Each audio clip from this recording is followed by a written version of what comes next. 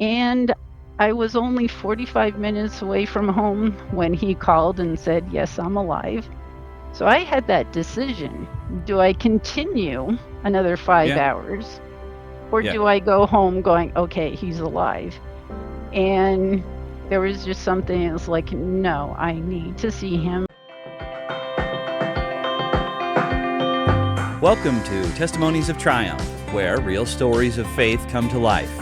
In each episode, we share powerful testimonies of how God transforms trials into triumphs, bringing hope and redemption to everyday lives. Whether you're seeking encouragement, wisdom, or inspiration, you'll hear how God is working today, turning even the darkest moments into stories of victory.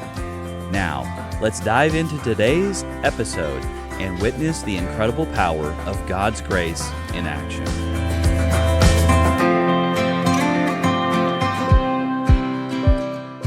Well, Heidi, welcome to Testimonies of Triumph. You and I don't know each other. I know a little bit about your story, and when I read your application, your story starts out something like a friend posted on Facebook, and then it grabbed a hold of me. So can you sort of take it from there? Kind of who are you? What happened before your friend posted on Facebook? And then what was the post all about? And we'll go from there. Thank you, Bradley. My name's Heidi Sheldon, and I'm here in Anchorage, Alaska.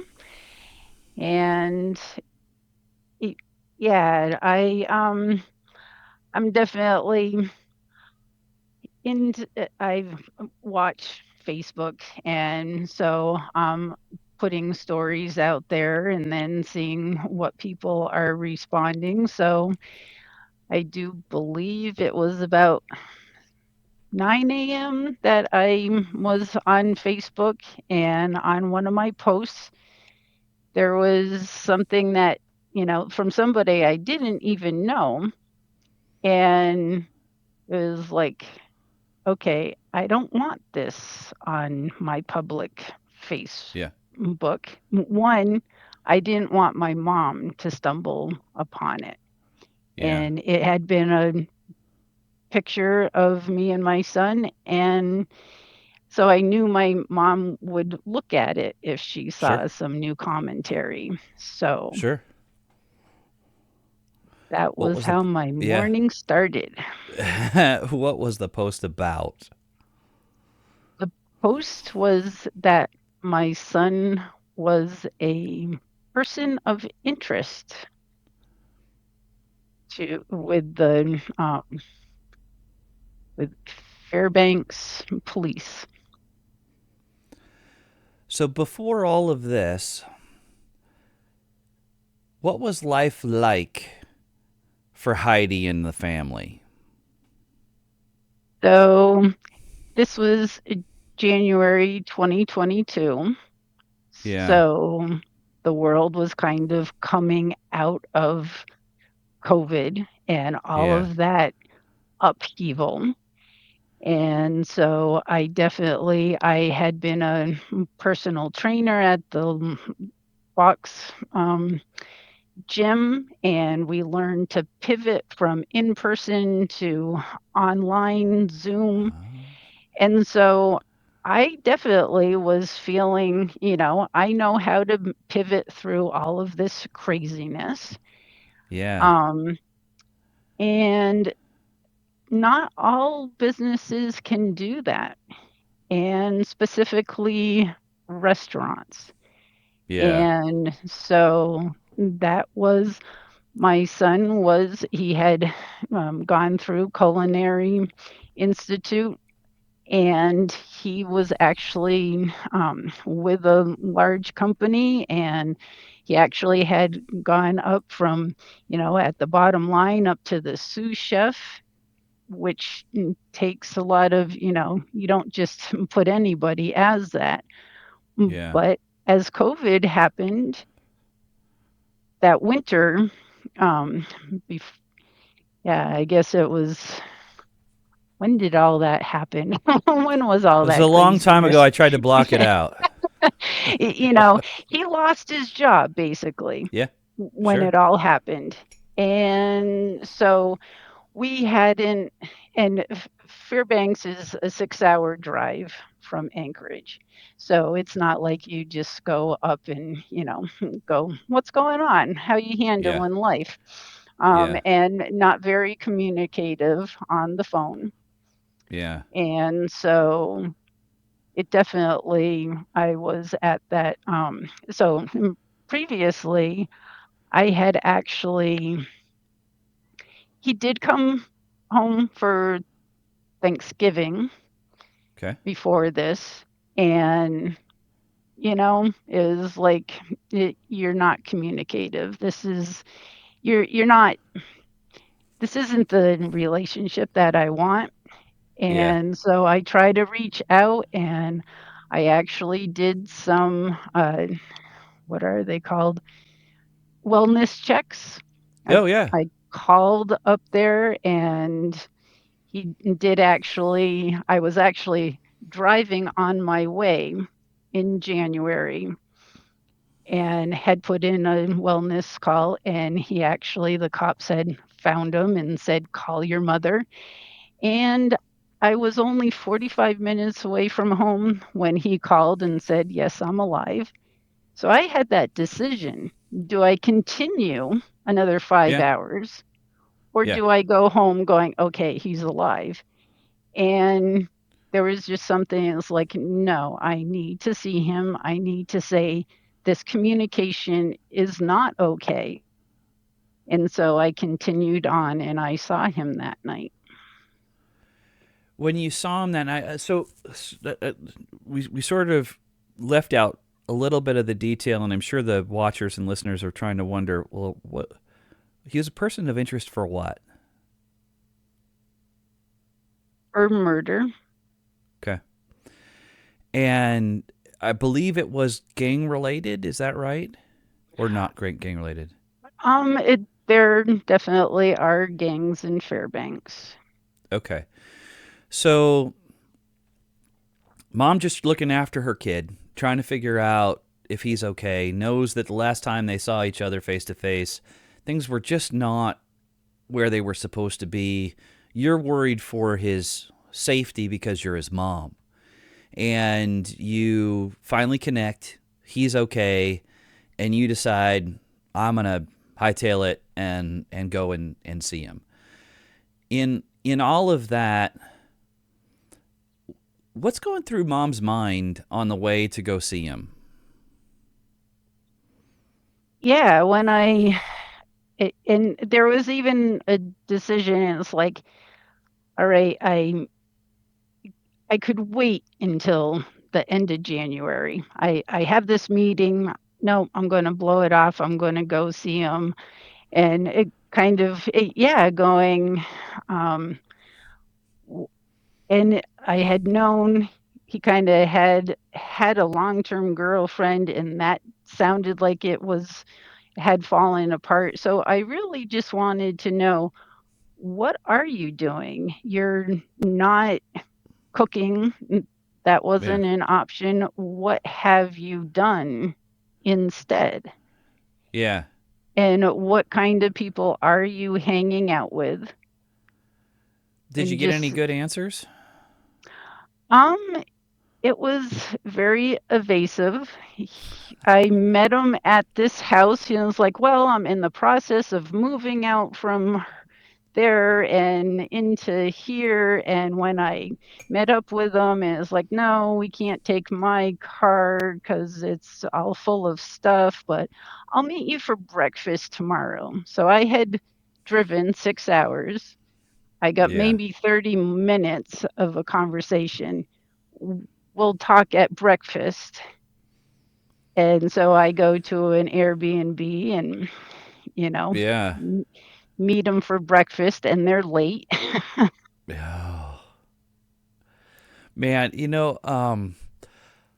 I'm a dad of adult kids, and I care about them and their safety and everything else, and I can't even imagine knowing kind of how things turned out, I just can't even imagine what it must have felt like to be there trying to connect and get details and try to take care of him, and then maybe not. I'd be, I don't know, I'd be yelling at God a bit. That's just me. It's just me personally.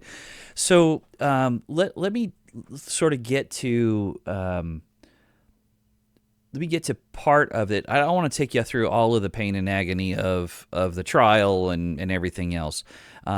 As I understand it, he was found guilty of something. What was he found guilty of? No, he was not found guilty of anything. He has not been sentenced as of today. Okay, and so has he had a trial yet? No, so he's still in jail without a trial, and he's waiting for a trial. Okay, so rather than talk about any of the details that would be associated with the trial, because that's all stuff that we don't want to talk about, and it's still pending, and who knows what. There's something kind of cool that's happening inside the jail, and something cool happening inside your own life. So through this struggle, tell me a little bit about what's happening with him, and then maybe what the impact has been on you. Yeah, that's God's story Let's talk because about it. I grew up as a Unitarian Universalist.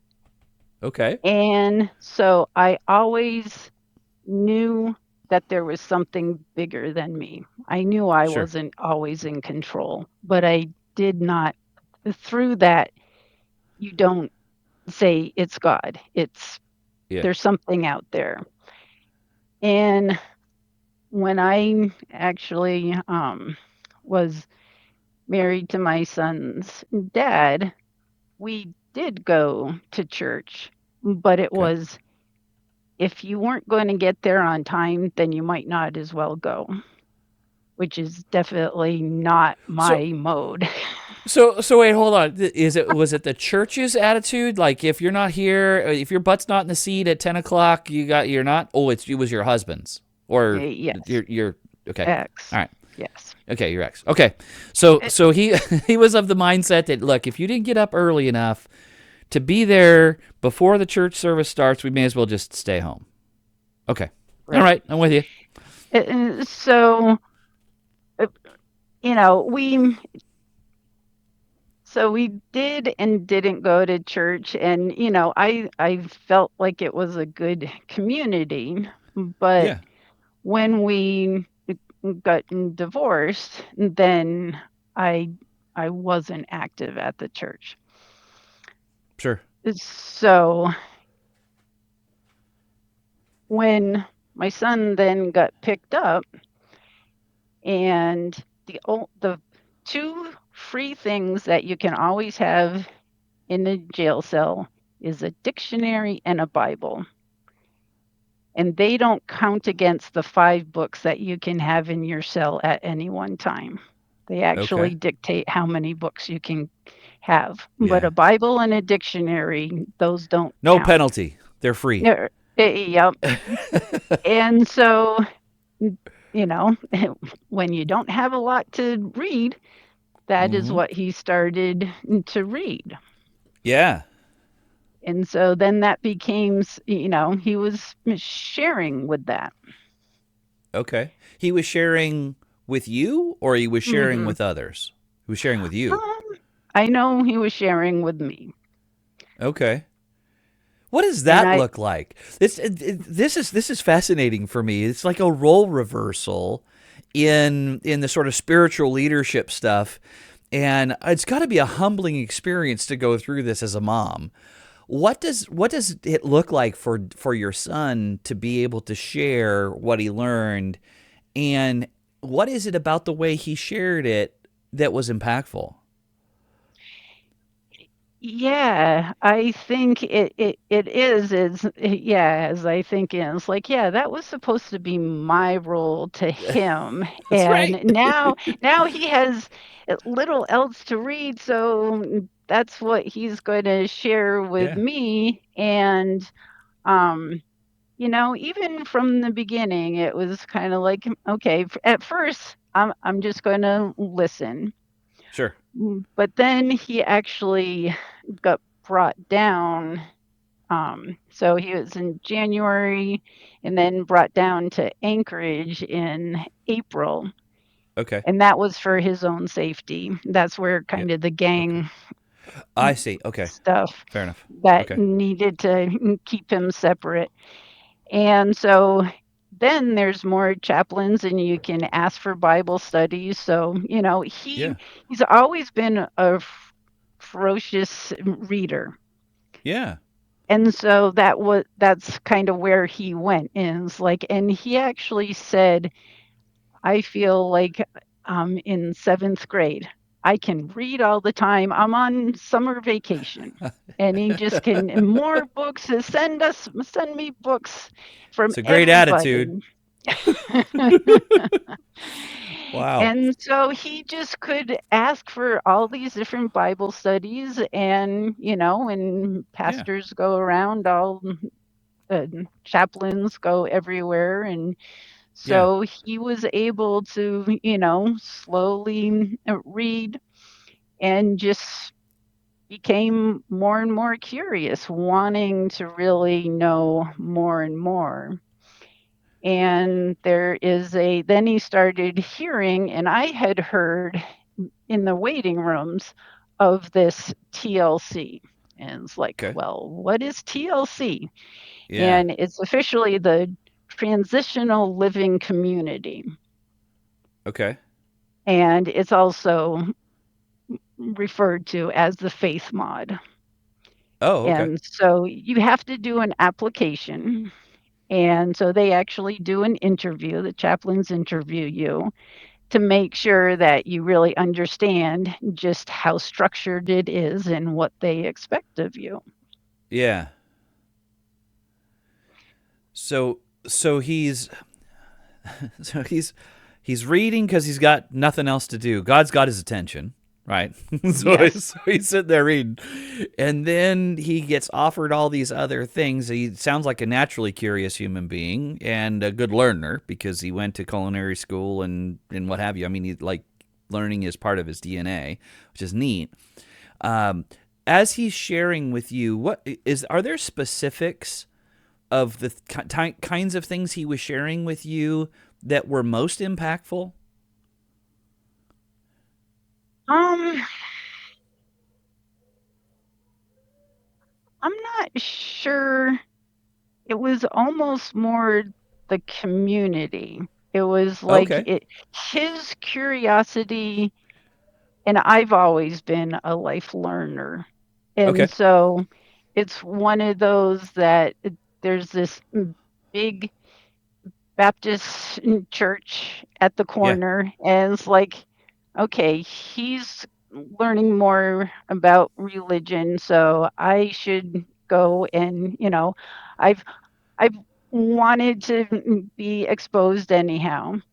Yeah. And so I start going into in church, and then I found out, guess what? The chaplain that is doing the faith mod Yeah. TLC Yeah. goes to the church that I'm now attending. And You so can't I make get this to stuff up. meet exactly. I get to meet the guy that is now, after he gets accepted into TLC, who Yeah. is influencing my son. So before your son didn't you didn't say that your son had a relationship with Christ or anything else before being in here. He's had a chance to sort of dig in. Has he since then committed to the Lord, or what is that in his walk? What does that look like? Yeah, so yeah, I don't believe he had any kind of real relationship before Yeah. going into jail. Yeah. But he did say that prior to being picked up and prior to the incident, that he said, God, take me out of this situation. He knew he was where he shouldn't be.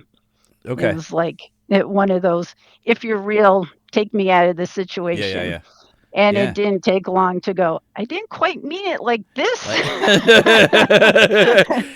But they it's told been me the to be best careful what I thing. asked for, and I should really pay attention.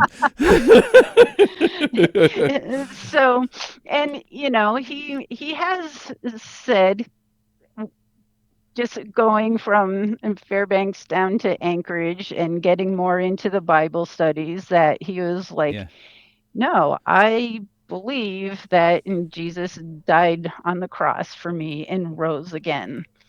Yeah. And but it wasn't until he went to the TLC, and really it's a all day long. They're in the Bible studies. They're also Yeah. into a lot of recovery and trying to figure out, why did you actually get here? Yeah. What is Yeah. some of your past history of why Yeah.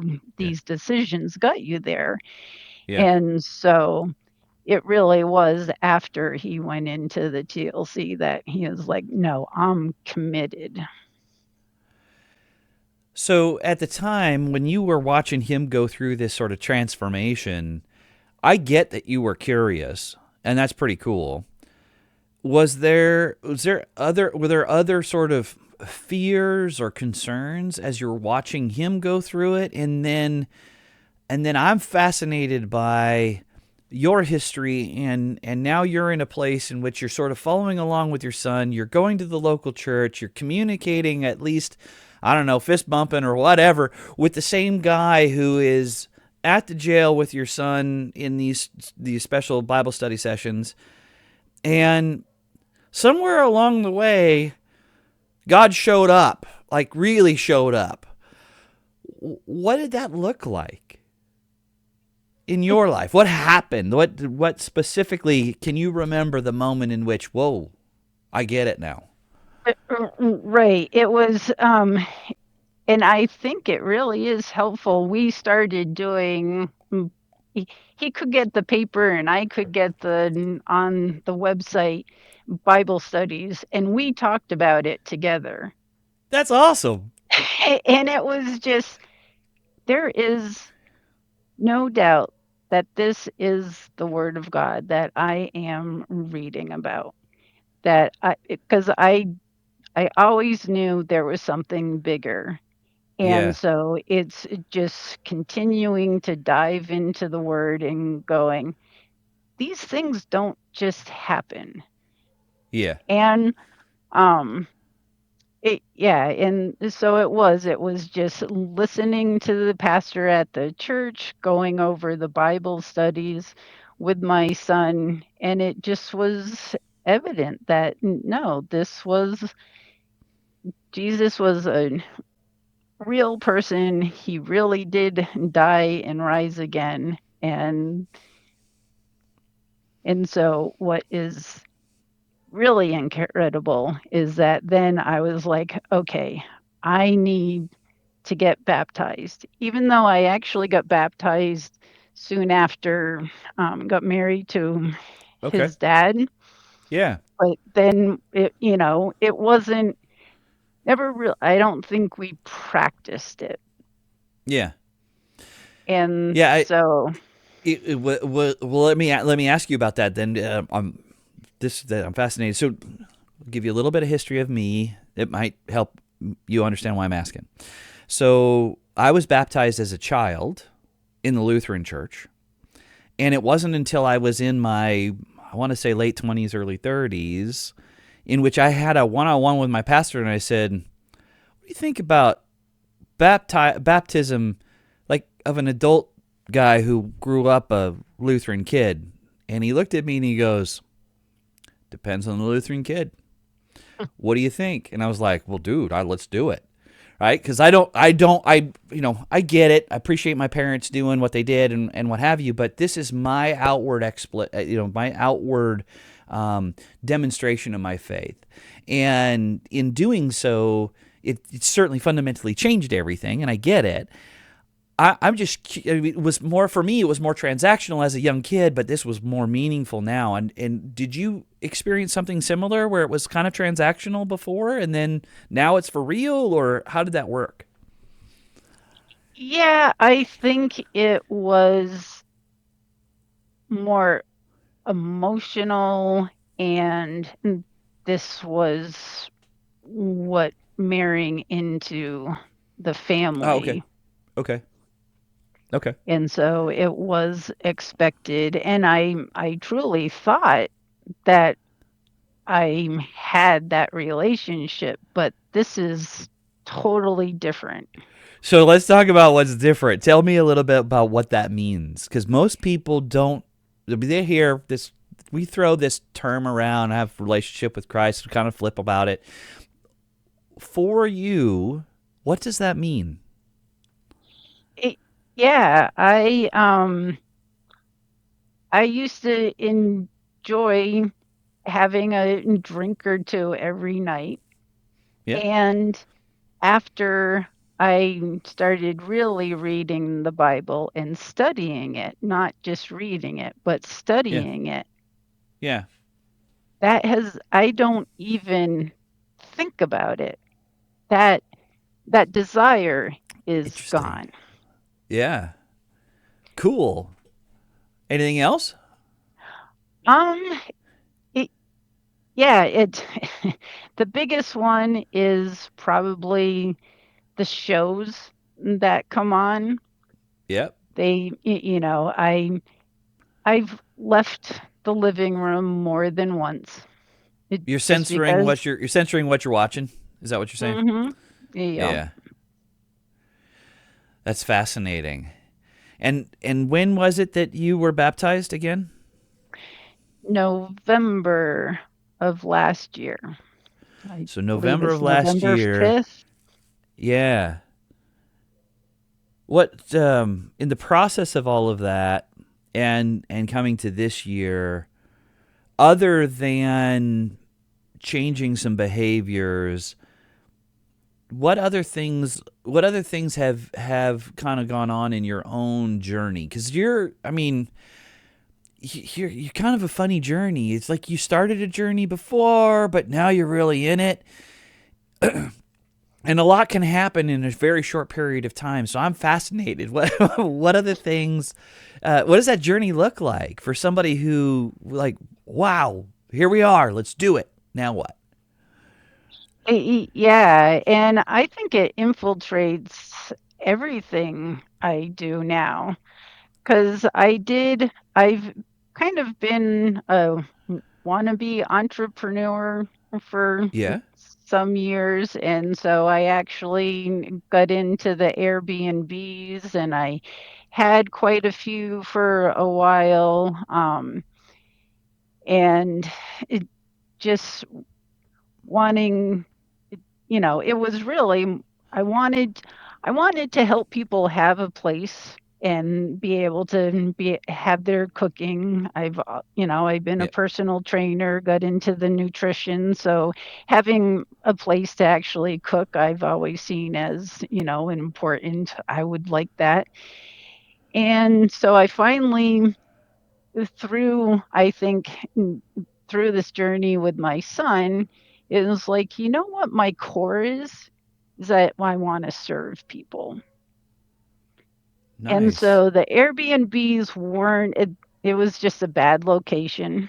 Should have Yeah. listened to my current husband on that one, but You know what? We'll and cut that part out of this interview. He won't ever hear it. It'll be fine. he'll use it. But um so I was like, well, I need a part-time job, and I want it to be able to serve people. And so now I'm a member service representative on the phone, and I get to serve people, our members, every single day. And it's through the building of my faith and the community, because now we have we call it Beyond Walls. So it's a support system for the family members of incarcerated Okay. individuals. And through that group giving me the strength, now I actually ask, how can I serve you today, to every single member? And before, a Yeah. couple months ago when I didn't feel confident of myself, Yeah. I was like, "Oh, is that too much?" And it's like, "No, that's not too much. That is what I took this job for. How can I serve you?" And now even actually probably the last 3 weeks, I end the conversation because usually you say, "Thanks for calling," or, some Yeah. ending is like, Yeah. "Have a blessed day." I appreciate what it is you're saying. This is fascinating. For me, evangelism is not always in your face. And generally speaking, I personally think those that are beating the Bible over people's heads are chasing people away from church rather than welcoming them. And what you're doing in your walk right now is so encouraging because all you're doing is sharing mercy and grace and you're serving to a point where if people know who you are, they say, "That's awesome. I get it." People who don't know who you are, they get a chance to ask questions. And those questions might be, how is it that you always have this great attitude? How is it that even if I'm angry when I first pick up the phone and I'm asking for your help, that at the end you say that you wish me a blessed day and you're authentic with it. You're not just, it's not a throwaway line for you. You really mean it.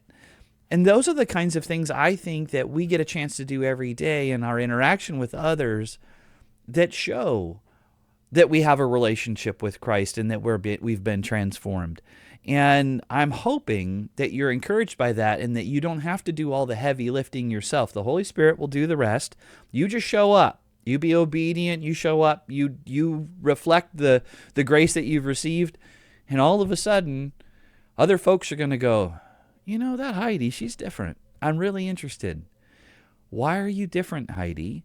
And you get a chance to tell them. And you've Yeah. been through some really tough times in order to get to this spot.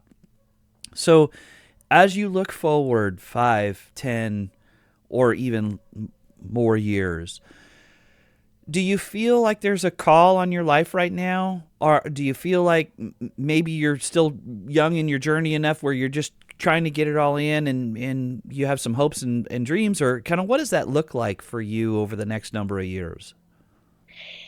Yeah, I definitely feel, I I do feel that I'll continue with the member services just because it is. I get to serve people every single day. And through the Beyond Walls, we just had a conversation last night, and it's like, okay, this is a local group, but we have 13 jails throughout Alaska. And Okay. there's all these hurting people of Yeah. incarcerated people. Yeah. Do we go and open it up to Zoom? Oh, And wow. there's plus and minuses Sure. because we Yeah, sure. know that, in person, it's it's secure. Better. This is our safe place. What Yep. happens when you bring in somebody from Zoom? So Yeah. one idea was like, well, maybe we'll have a breakout and you guys can go into a separate room and just do Zoom. And it's like, that I could lead. Yeah. That's awesome. I appreciate the pain that you're talking about. I in doing these podcasts, I have so many applications of so many people who hurt. And if it's any encouragement to you, the more of us who could love on one another and help them through the tough times, even if it's just camaraderie and sitting with them in their darkest hours, to know that they're not alone is a very powerful thing. And it's fun for me to see. I'm sure that other people who are going to be watching this and seeing this, it's going to be fun for them to see what God has done in your life. And I'm convinced that God is very active in both yours and your son's life. if you had to give some bit of advice to someone who grew up with a not so strong Christian background, that has been in and out of a faith structure of some sort, just mostly out of obligation or out of a sort of a process in relationships and other things, what advice would you give them that would provide them hope? It I can definitely say it is never too late to start really a relationship with the Lord. That's awesome. You're a blessing to me, and I think you're going to be a blessing to other people. I pray for you and your family and your son, and that whatever God's will is in all of that, that I can see God's got his attention, and God's got your attention, and I think that that's amazing. And I'm really excited about hearing the story after the story. I know that you're considering writing a book, and I think that's amazing.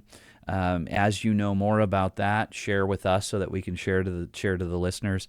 And then if there's something else that we can do, or if there's another story in the middle of all of this that you want to share, we would love to share it for you. I appreciate you. Yeah, I definitely want to thank you for, yeah, nothing like jumping on a Facebook group and ending up sharing my story. Or Yeah, shall I say, God's story. there you go. There you go. All right.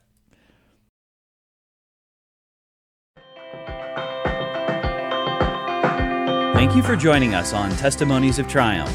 We hope today's story inspired and encouraged you to see God's hand at work in your life. A special thank you to our amazing engineers and production team at Waldrop Communications for making this show possible. Until next time, keep walking in faith, and remember, God's grace is with you every step of the way.